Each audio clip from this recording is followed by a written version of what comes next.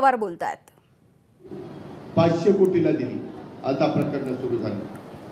ह्या सगळ्या योजना, अनेक योजना आहेत, तुम्हाला एक योजना सांगितली नाही। जन्माला मुलगी आल्यानंतर 18 वर्षाची होईपर्यंत त्या मुलीला आम्ही 1,01,000 रुपये टप्प्याटप्प्यामध्ये देतो, सरकारतर्फे देतो। 1,01,000 पर्यंत त्या मुलीला आम्ही 1,01,000 रुपये टप्प्याटप्प्यामध्ये देतो, सरकारतर्फे देतो। 1,01,000 ती गरिबाच्या घरातली मुलगी असली पाहिजे। ही योजना आपली आहे।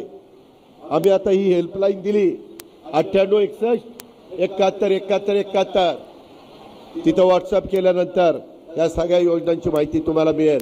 माझा राष्ट्रवादी काँग्रेस पक्षाचा कार्यकर्ता, माझी भगिनी, माझी युवती, आमचा युवक हा तुम्हाला तुमच्या दारावरती स्टिकर चिटकवेल आणि त्याच्यातून ही माहिती देण्याचं काम करेल। या पद्धतीनं हे सरकार पुढे चाललेलं आहे। आम्ही कुठेही गाफील नाहीत, आम्ही कामाची माणसं आहोत। आम्ही नुसती भाषणबाजी करणारी माणसं नाही।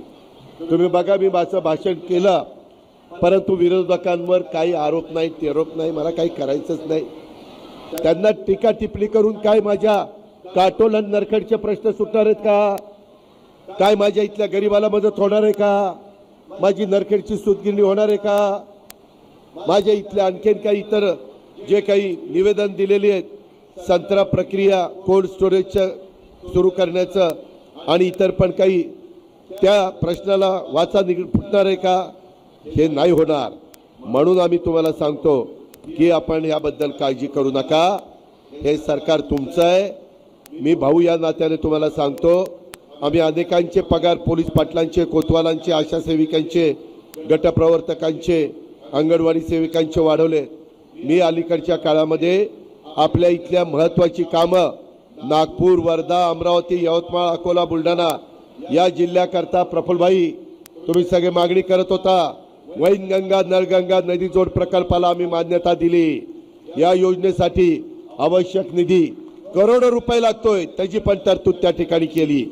त्याच्यामध्ये नागपूर, वर्धा, अमरावती, यवतमाळ, अकोला, बुलढाणा या जिल्ह्यातल्या 3,71,277 हेक्टर क्षेत्राला पाणी मिळणार आहे।